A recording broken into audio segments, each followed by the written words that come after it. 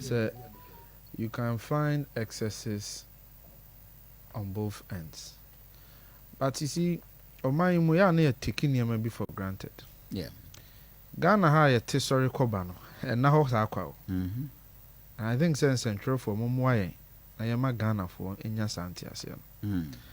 Oman na edda ho a ya sorry a ye betina ha be kasa obi eko na dwuma so ne ade and na ho sakwa. Akoma FM 87.9 sacrificing their lives every day to make sure say menu mienu ye betimi ayeden asori akwaba.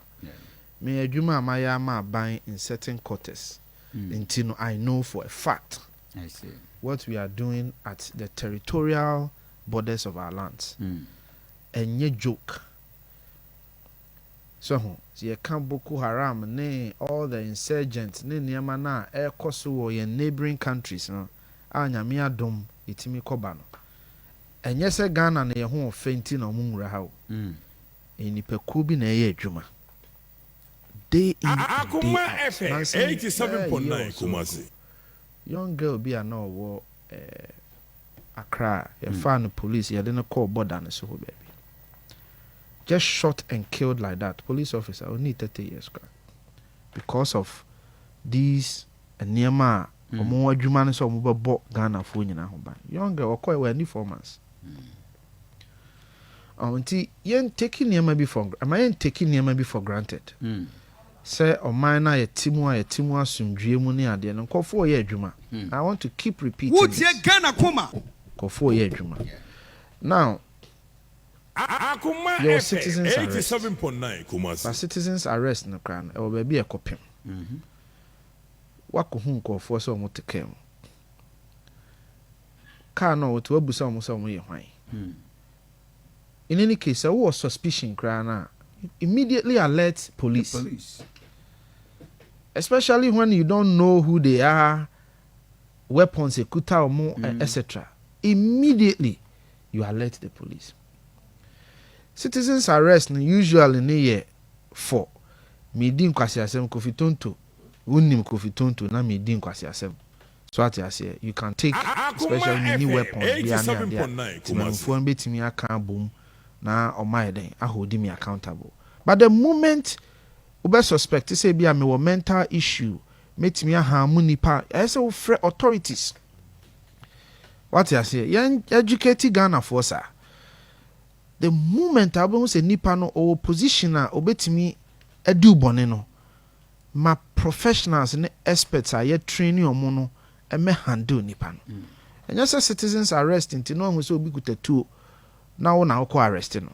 It doesn't work like that. It is one who send call for be share non-uniform attire. In any case, Yamra will be being who actually say an AT lawyer de or however to my boy say officers must always wear uniform attire. Yeah, well, officers or more human or more yanimpo except at say or munche uniform attire. Yanama Yakobe, national security na me would be. It is one who will be no share uniform. I know Mao can say. Ubekwa question to the a person to the extent say mudi nipa no could do police na mu shutu enipa mu shutu omo e police station ho.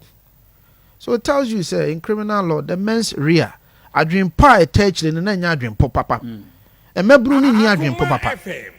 Let's establish it as fact because my am from so na makodru police station wo wadwuma no asi. Where lies your right? So we shoot obi at the police station. Adwene mu pono. Enya adwene mu papa ani kwan se o man yeso so. Enti ye ne Ghana fo nkasa. Se enipa bi atu om ho ache.